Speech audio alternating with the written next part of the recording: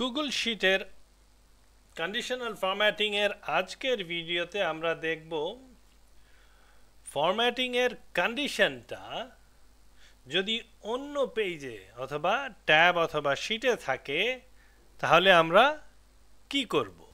আমাদের প্রথম কাজটাই হবে অন্য শিট থেকে এই ডেটাটা আমাদের এই কারেন্ট শিটে কিভাবে আনবো সেটা দেখা। নরমালি আমি ইকুয়াল টু যেই ট্যাব অথবা শিট থেকে আনবো সেই ট্যাব অথবা শিটে গিয়ে ক্লিক করলে এই দেখেন চলে আসছে ইনপুট। এই যে এই ট্যাবটার নাম ইনপুট, এই ট্যাব অথবা শিট যাই বলেন, ইনপুট, তারপরে একটা এক্সক্লেমেশন মার্ক, তারপরে এই সেলটার অ্যাড্রেস A1। সো আমি এখানে দেখেন চলে আসছে ইনপুট এক্সক্লেমেশন মার্ক A1, মানে A1 সেলে যেই ভ্যালুটা ছিল সেটা এখানে চলে আসছে।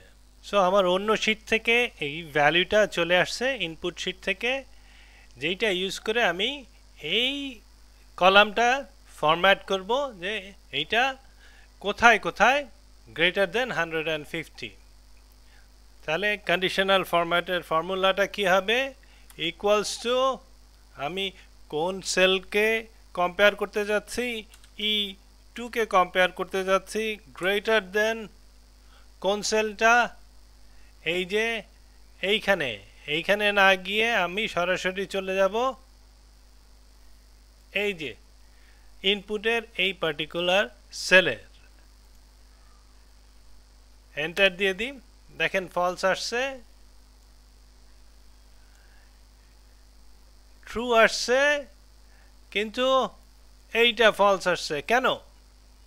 কারণ এই দেখেন আমি কিন্তু কম্পেয়ার করব A1 এর সাথে, ইনপুটের শুধু A1 এর সাথে। এ কি করছে? সেল রেফারেন্স আমি যেহেতু ড্র্যাগ করছি এই পাশে, সে সব চেঞ্জ করে ফেলছে A2 A3। সো এই ক্ষেত্রে আমাকে কি করতে হবে? আমাকে এই যে A1 is fixed, A তো ফিক্স থাকতেছে বিকজ এইটা A কলাম, কিন্তু আমার রোটা ফিক্স করতে চাচ্ছি। সো আমি এইটাকে ডলার দিয়ে ফিক্স করে দিলাম। এখন আসেন কি হলো,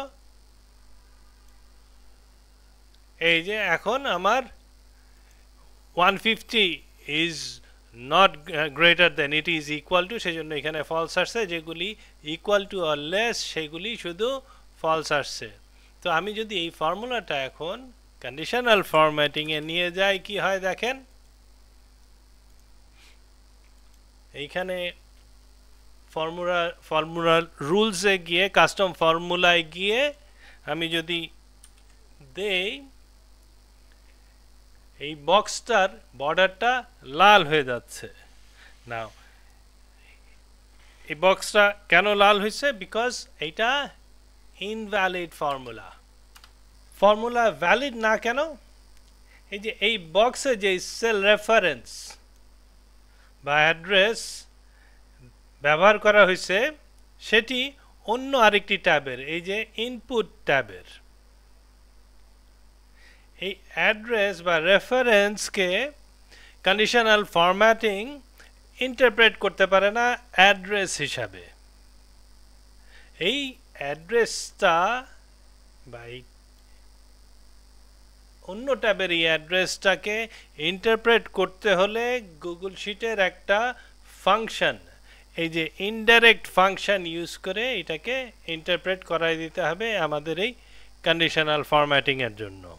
তাহলে ইনডাইরেক্ট ফাংশন কি? এই যে ইনডাইরেক্ট ফাংশন, এইটা একটা টেক্সট স্ট্রিং।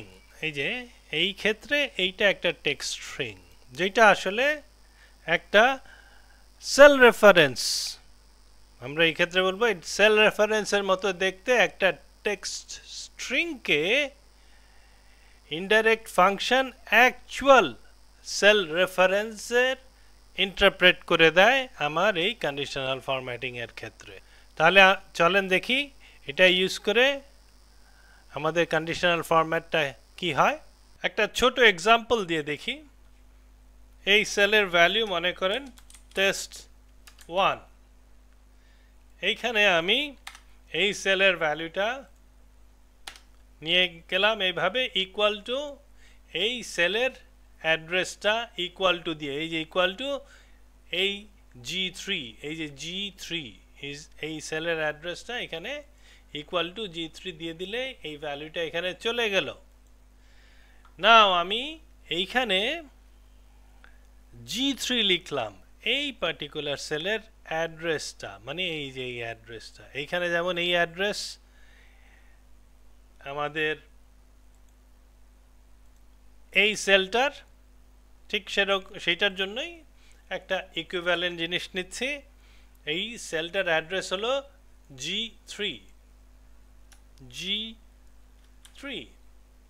এখন আমি চাচ্ছি এইখানে এই G3 ইউজ করে এই সেলের ভ্যালুটা এখানে নিয়ে আসতে কিভাবে করব ওই যে বললাম ইনডাইরেক্ট ফাংশন একটা ভ্যালু অথবা টেক্সটকে যেটা দেখতে অনেকটা এই সেলের রেফারেন্স এর মতো সেটাকে অ্যাকচুয়াল সেল রেফারেন্সে কনভার্ট করে সো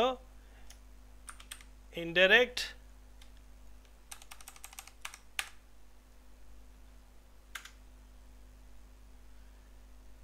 এই যে G3 এখানে কিন্তু address of this cell is G4 কিন্তু G4 এর ভ্যালুটা ইজ ডিফারেন্ট G3 এর ভ্যালুটা এই যে এইটা এই G4 এর মধ্যে কি লেখা আছে G3 তো আমাদের রেজাল্ট কি আসবে এই দেখেন টেস্ট 1 এইটা চলে আসছে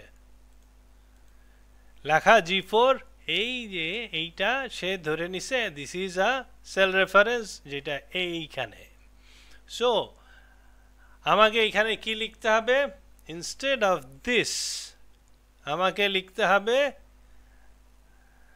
ইনডাইরেক্ট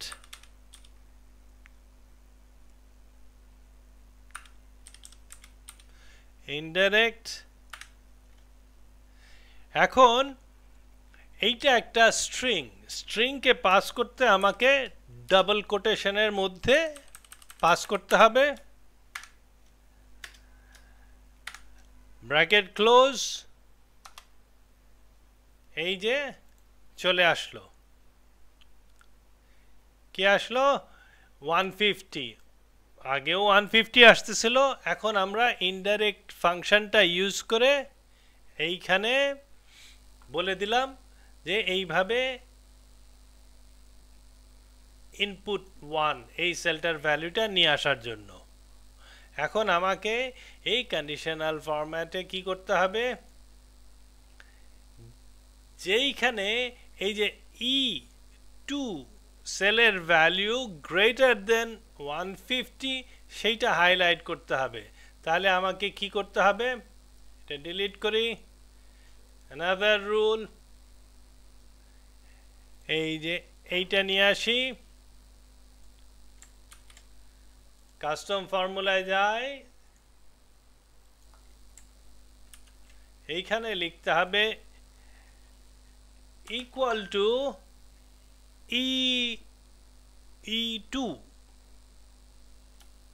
E2 greater than এই যে চলে আসলো আমাদের এই 150 কিসের এই দেখেন সবগুলি 150 যেখানে 150 সেটা হাইলাইট হয়নি বাকি সবগুলি গ্রেটার দেন যেগুলি 150 এর বেশি সেটা হাইলাইট হয়ে গেছে done so indirect function use করে আমরা একটা ভ্যালু যেটা দেখতে একটা সেলের অ্যাড্রেসের মতো সেই ভ্যালুটাকে অ্যাকচুয়াল সেল রেফারেন্সে কনভার্ট করতে পারি এই ইনডাইরেক্ট ফাংশন ইউজ করে সেই ইনডাইরেক্ট ফাংশন ইউজ করে আমরা এই কন্ডিশনাল ফরম্যাটে এই কন্ডিশনটা অ্যাপ্লাই করলাম